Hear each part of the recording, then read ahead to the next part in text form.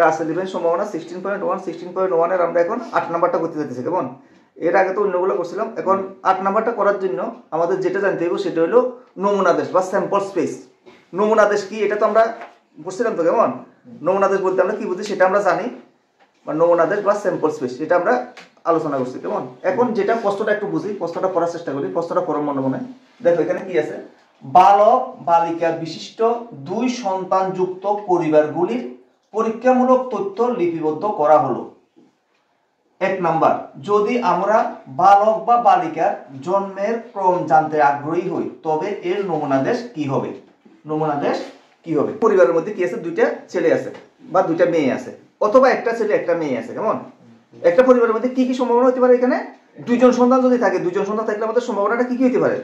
সন্তান হলো 2জন, তাহলে আমাদের সম্ভাবনাটা কি কি হতে পারে? দোনোজন ছেলে, এটা একটা সম্ভাবনা হতে পারে। দোনোজন মেয়ে, এটা একটা সম্ভাবনা হতে পারে। অথবা দোনোজন মধ্যে একজন ছেলে একজন মেয়ে, এরকম সম্ভাবনা হতে পারে। তো এরকমের ক্ষেত্রে আমরা তাহলে আমরা যদি দোনোজন যদি ছেলে হয়, মনে করি যে প্রথমে আমরা এটা কি দিলাম, ধরি বি এবং ক্যাপিটাল বি এবং স্মল বি হলো প্রথম এবং দ্বিতীয় ছেলে, আবার ক্যাপিটাল জি এবং স্মল জি হলো প্রথম এবং দ্বিতীয় মেয়ে। তাহলে কি হলো, প্রথম ছেলে পরে দ্বিতীয় আবার ছেলে। কেমন? প্রথম ছেলের পরে দ্বিতীয় মেয়ে, তো দ্বিতীয় মেয়েকে আমরা কি দিচ্ছিলাম, স্মল জি।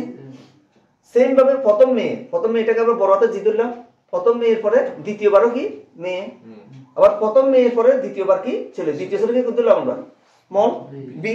ঠিক আছে? তাহলে এটা হলো আমাদের, যদি আমরা মেয়েদের সংখ্যায় আগ্রহী হই তবে নমুনাদেশ লেখো। তাহলে এখানে কোন সংখ্যাটা আমরা জানতে চাইছি? মেয়েদের সংখ্যা। কেমন? তাহলে মেয়ে, তাহলে একটা পরিবারে 2জন সন্তান থাকলে, একটা পরিবারে 2জন সন্তান, 2জনের মধ্যে আমরা কোনটা ছেলে কোনটা মেয়ে এটা আমরা জানি না। 2জন যদি সন্তান থাকে তাহলে এটা দোনোজন মেয়ে হওয়ার সম্ভাবনা কি কি হতে পারে? প্রথমত 2জন ছেলে হইতে পারে, তার মানে কি মেয়ের সংখ্যা 0। 2জন ছেলে হইলে কি মেয়ের সংখ্যা কত হইব? 0 হইব।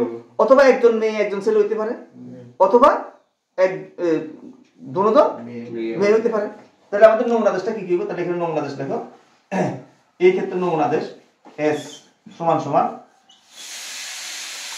আমাদের মেয়েদের সংখ্যায় আগ্রহী তো, তাহলে মেয়ে কি প্রথম দিলাম হলো মেয়ে 0 হইতে পারে। ঠিক আছে? মানে একজনও নাই আর কি। আচ্ছা, এরপরে কি হতে পারে? একজন হইতে পারে। এরপরে কি হতে পারে? দোনোজন মেয়ে হইতে পারে। আর কোনো সম্ভাবনা আসেনি? আর কোনো সম্ভাবনা নাই তো, কারণ টোটাল আছে তো 2জন, তো 2জনের মধ্যে দোনোজনই মেয়ে না, মানে 2জন ছেলে আর কি। তো তার মানে মেয়ের সংখ্যা 0।